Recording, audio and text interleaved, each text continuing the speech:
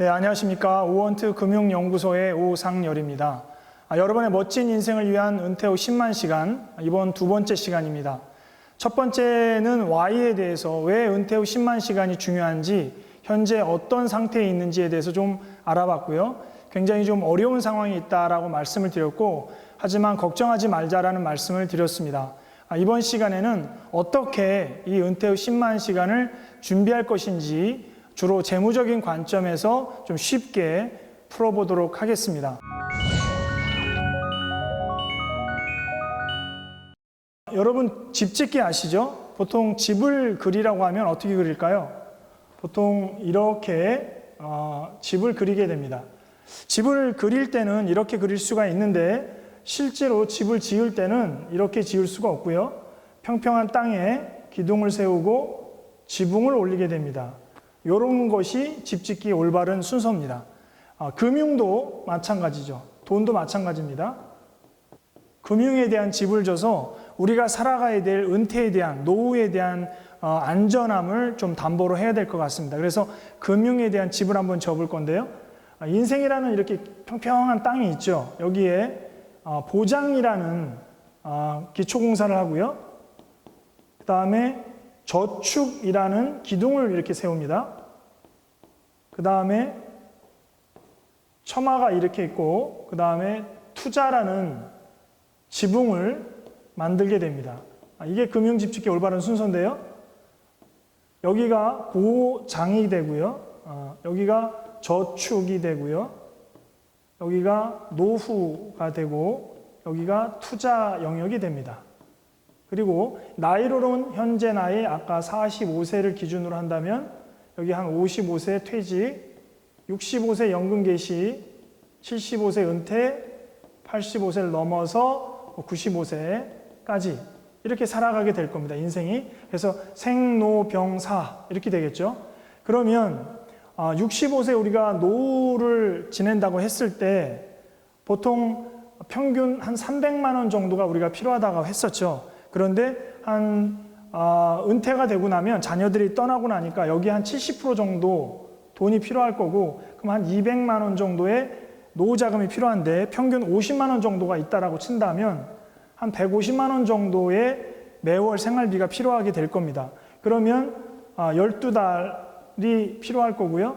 65세에서 한 95세까지 30년 정도 이 돈이 필요하다고 한다면 30년 곱하면 대략 150만 원에 열을 곱하면 한 1,500 잡고 1,500에 한 대략 4억 5천 정도가 되겠죠. 그래서 이 시기에 4억 5천만 원 정도를 만들어야 투자를 통해서 이 자금을 만들어야 행복한 노후 생활을 보낼 수 있다. 이렇게 얘기하면 지금 월급이 얼마 안 되는 사람이 4억 5천을 만든다는 게 좀 힘들죠. 그렇지만 걱정하지 마세요. 일단 4억 5천을 몇 년 동안 저축할 수 있습니까? 20년 남았죠. 그래서 20년으로 나누면 대략 한 2,200만 원 되고, 이것을 매월 나누면 월 한 200만 원 정도 저축을 하면 되는데 너무 많잖아요. 그래서 이럴 때는 은퇴를 살짝 미룰 수 있고요. 그 다음에 200만 원의 노후 자금을 쓰겠다고 했는데 요거를 살짝 줄이면 200만 원이 아니라 100만 원이나 50만 원만 노후 자금을 통해서 적립식으로 준비해도 된다. 그런데 기본적으로 이거는 원금을 기준으로 계산을 한 거기 때문에 우리가 투자를 통해서 투자 수익률을 올린다면 충분히 가능할 수 있는 거를 여러분이 이제 보실 수 있습니다. 자, 여기서 이제 금융상품으로 간다라고 한다면 노후를 위한 금융상품에는 이제 우리 투자 상품 외에 4대 연금이 있는데 그 첫 번째 연금이 공적연금입니다. 그래서 여러분은 과연 공적연금을 가지고 있는지, 우리나라는 44%만이 가지고 있는데 이 공적연금에 해당하는 게 국민연금, 공무원연금, 군인연금, 선생님들 연금, 사학연금이 됩니다. 두 번째가 퇴직연금, 즉 직장인들이 가입하는 퇴직연금인데 이 퇴직연금에는 DB형, DC형, IRP라는 게 있고요. 이 IRP는 원래 기업에 다니는 사람에게 연봉의 12분의 1을 쪼개서 연봉으로 주든 월급으로 주든 했는데 지금은 공무원이나 급여가 있는 사람들은 누구나 개인형 IRP를 가입해서 세액공제를 무려 700만 원까지 세제 혜택을 주기 때문에 700만 원의 세액공제 혜택은 연봉이 5,500만 원이 안 되는 사람 같은 경우에는 16.5%로 세금을 환급해 주죠. 그러면 이것이 절세 효과로 16.5% 연환산 수익률이 나오는 거기 때문에 굉장히 좋은 상품이 된다는 겁니다. 그래서 우리가 투자를 얘기할 때 어떤 ETF나 TDF 펀드나 아니면 뭐 여러 가지 펀드, 뮤추얼 펀드나 일반 수익증권을 가입하는 것도 중요하지만 연금저축 계좌를 통해 가지고 절세 효과를 노리는 것도 굉장히 큰 투자 수익에 포함될 수 있다라는 점이고요. 세 번째가 개인연금입니다. 이 개인연금에는 두 가지 종류가 있는데 세제 혜택을 주는 세액공제 연금이 있고요.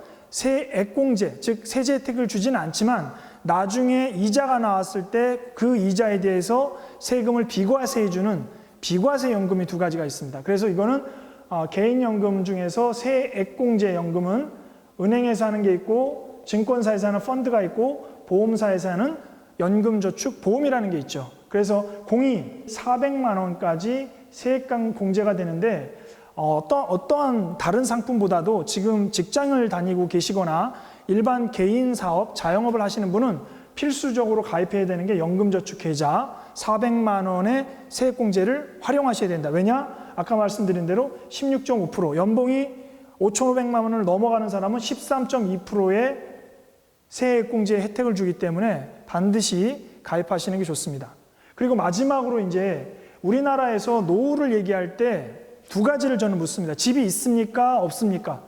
집이 있는 사람은 그나마 노후 준비가 되어 있는 게 뭐냐면 주택연금이라는 게 있죠. 내가 가지고 있는 집에서 살면서 부부가 죽을 때까지 연금을 받습니다. 보통 주택연금은 60세 넘으신 분들이 9억 원 이하의 집을 담보로 해서 억당 약 한 20만 원 정도를 받게 됩니다. 60세 기준으로요.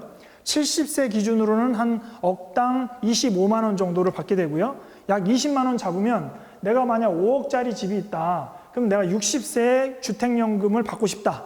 그러면 5억 곱하기 20만 원이니까 약 100만 원 정도를 받을 수 있는 거죠. 그럼 아까 우리가 이걸 계산했을 때 200만 원에서 50만 원밖에 준비가 안 됐다고 했는데 만약 5억짜리 집이 있는 사람 같은 경우는 100만 원의 주택연금을 바로 수령할 수 있겠죠. 65세가 되면. 그럼 여기서 100만 원을 더하면 150만 원이 준비되는 거기 때문에 50만 원의 차액만 기타 연금으로 준비를 하시면 되는 거죠.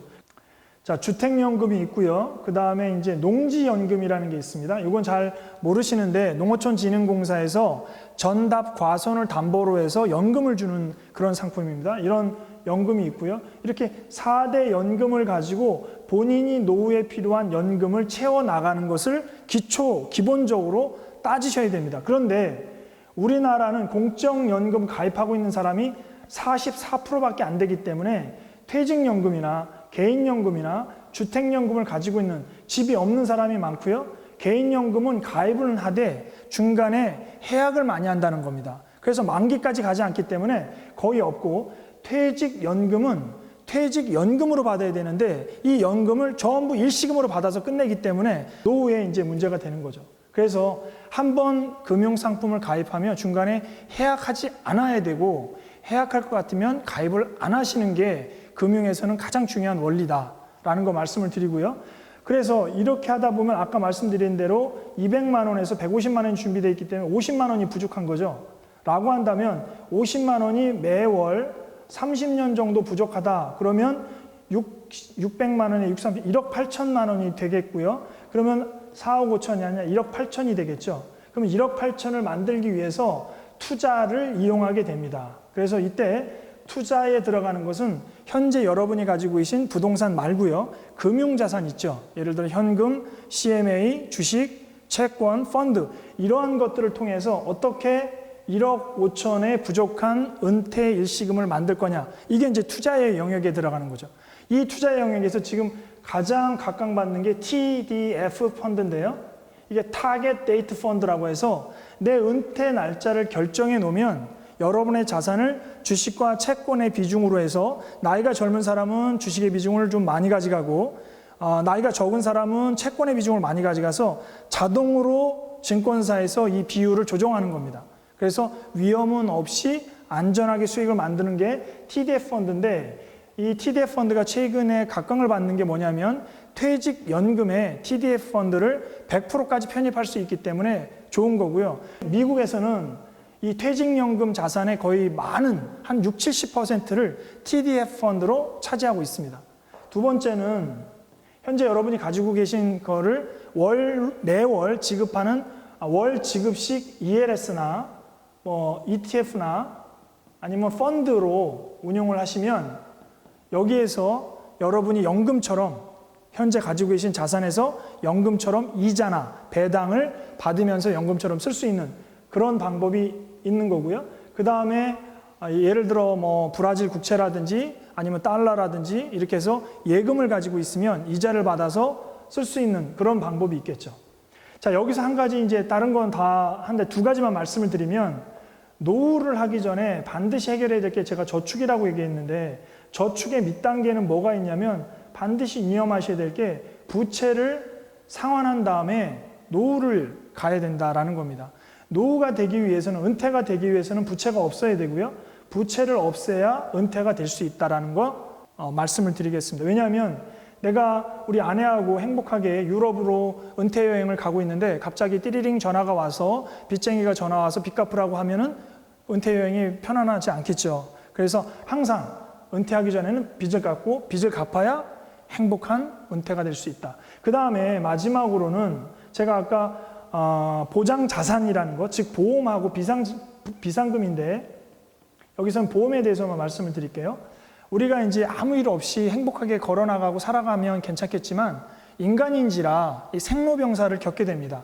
즉 나이가 들어가면서 몸이 아파지고 또 사고도 나고 이럴 때 이 내가 가지고 있는 보험이 적당하게 준비가 되어 있지 않으면 내가 가지고 있는 자산, 즉 투자 자산에서 쓴다든가 아니면 저축 자산에 쓴다든가 내 연금을 깨가지고 쓸 수밖에 없는 거예요. 그래서 적당하게 장애에 대한 보험금, 그 다음에 암에 대한 보험금, 또 뇌혈관, 심혈관, 의료비, 치매 간병 이런 것들에 대한 거를 적당히 가입을 하셔가지고 어떠한 상황에 와도 내가 가지고 있는 저축, 내가 갖고 있는 연금, 내가 갖고 있는 투자 자산을 깨지 않고 그대로 연금으로 가져가면서 병원비를 해결할 수 있어야 온전한 노후 준비가 될 수 있다. 이렇게 말씀을 드릴 수 있습니다. 오늘은 짧게 은퇴 후 10만 시간을 은퇴 후 이 10만 시간을 행복하게 가기 위해서 부채를 갚는다거나 적당한 보험을 가입한다거나 금융자산을 운용해서 여러분이 부족한 은퇴 일시금을 준비하는 것에 대한 간단한 팁을 말씀을 드렸습니다. 다음 시간에는 좀 더 비재무적으로 어떻게 성공적인 은퇴 생활을 할 수 있을지에 대한 what as에 대해서 말씀을 드리겠습니다. 마치겠습니다.